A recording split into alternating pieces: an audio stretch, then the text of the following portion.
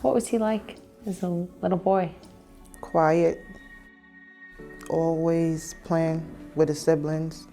I feel like those were beautiful days. It was just about me and my siblings and being together and having fun.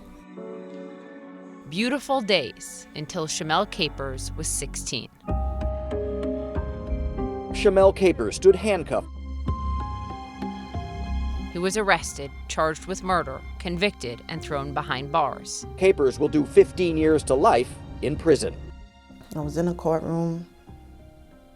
I just felt numb. I'm like, wow, like, this is unbelievable. Tiasia's a happy, spoiled little girl, loving. She was so friendly, she was kind. In May of 2013, 14-year-old Deja Robinson was riding a city bus just like this one home from a Sweet 16 party. Then 11 bullets were indiscriminately fired into the bus and one hit her right in the head. She died right here on the street corner.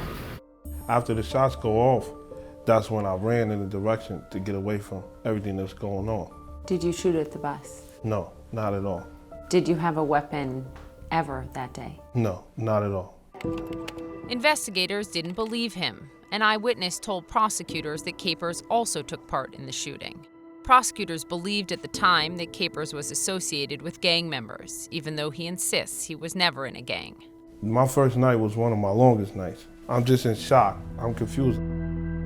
When he was taken to jail, Capers was a new father to a 5-month-old baby girl. I don't even know how to use the phone, just to call my mom. At that time, I was terrified to use the phone because it's like the phones was being run by the inmates. What is it like hearing Shamel describe what he went through that night? It's hard. It's hard, it hurts. We had so many phone calls, so many visits, and just to hear him say, like, what he went through, what he experienced, it's not easy. It's kind of difficult, like, even seeing my mom sitting here. When they took me away from her, it was like, it was one of the hardest things for me. I was just worrying about not being able to be there for my mom. So me not being there, I feel like almost like I felt, and I didn't even do anything wrong. Deja's mom said this in court. Just because you're going to jail, that's not justice for me. You still get calls, visits, but me, my daughter is dust right now. I have to go to the cemetery. And it just hurts hearing it all over again. I totally understand her pain. I really do. I totally understand. But now look at it. Look what me going to jail caused for my family. Look at the scars that my family have faced now. There are a lot of people who want to believe that whatever the courts find is true and accurate and reliable. The fact of the matter is it's not. This is Stephen Bright, president of the Southern Center for Human Rights and renowned capital defense lawyer. How do you make this legal world a better world? From your experience, how easy or hard is it to be wrongfully convicted of a crime in this country? Well, unfortunately, it's not that hard. And once someone has been wrongfully convicted, it seems like it's almost impossible to ever undo it. Shouldn't the opposite be true? Well, of course. Shouldn't it be very hard to be wrongfully convicted of a crime? Of course. It was Capers' mother's persistence and insistence that her son was innocent that would eventually lead prosecutors to take a second look. I just started reaching out to programs, different lawyers, a lot of phone calls, a lot of texts. Attorney Winston Pays is a partner at the international law firm Debevoise in Plimpton. The firm took on Capers' case pro bono. Why did you say yes? I said yes because, one, as a former prosecutor, I can evaluate evidence. I thought the evidence on which he was convicted was weak. The prosecution's case. The prosecution's case. Pays would convince a new unit within the Queens District Attorney's Office called the Conviction Integrity Unit, or the CIU, to re-examine Capers' case. We have 4 attorneys in our Conviction Integrity Unit whose sole responsibility it is to reinvestigate old convictions. We wanted to make sure that nobody that did not do the crime was doing time in our prison system. I knew that we had to have a conviction integrity unit. Why? Why did you care so much about Because the idea, I think everyone should care about that. There should be confidence in the criminal justice system, and when there isn't confidence in a criminal justice system, it is hard to say that we are a fair and equitable country. Your legal team tells you about something called a conviction integrity unit. No. What'd you think? I actually read up on it. I can honestly say, I didn't think that they was going to take my case at first. But Queens District Attorney Melinda Katz did take his case, concerned there may have been what she would later call a miscarriage of justice. Why did you take up Shamel's case? Shamel Capers' case came to us through the defense attorney who said that the eyewitness to Shamel Capers being involved in this shooting had recanted their testimony.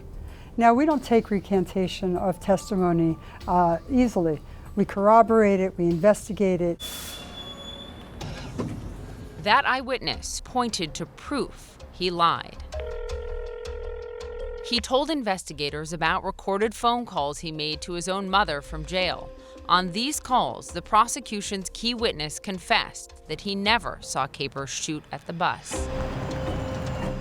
These phone calls, the proof, happened before Capers even stood trial. Capers and his attorney would not discuss the key witness, and CNN could not reach that person for comment. Do you believe police suppressed the evidence, or phone calls, recorded phone calls, sat in an evidence locker and no one listened, or no one knew about them until your team went and found them? Do you know? I don't know exactly. I know that we turned over all the evidence that we had at the time. After the discovery of that evidence, Capers' conviction was vacated 8 years after he was imprisoned. Do you think you'd still be in jail if it were not for the conviction integrity unit? Yes, I would still be fighting. Think about how many people don't have the opportunity right now today. And it's just scary to even think about. Somebody may be sitting out there, sitting behind those walls right now, trying to tell their story. There are currently 97 CIUs across the country. We created the Queens' first conviction integrity unit.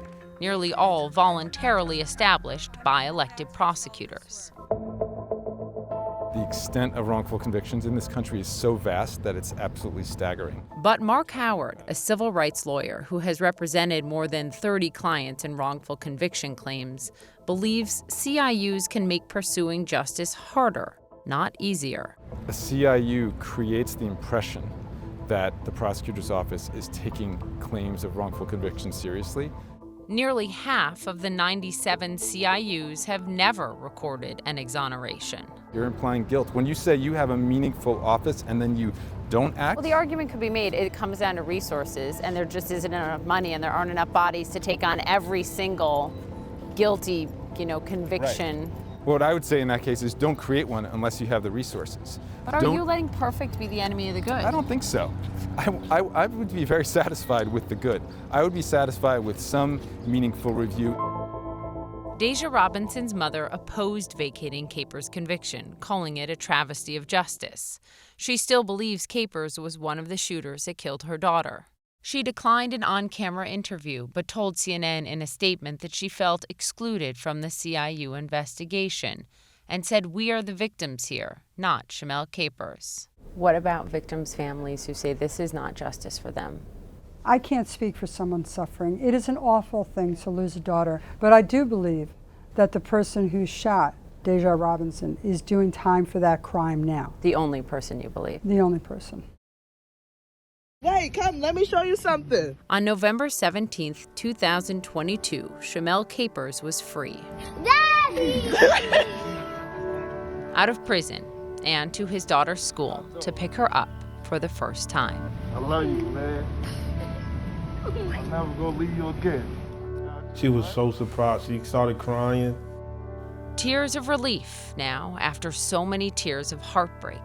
A mother who didn't give up, and a legal system willing to take a second look. How you doing? How you doing? How you doing? You look very familiar. Yes, I just recently got exonerated. Definitely. This is just like the start. One thing I could promise them, every day that I breathe freedom, fresh air, I'm gonna make them proud.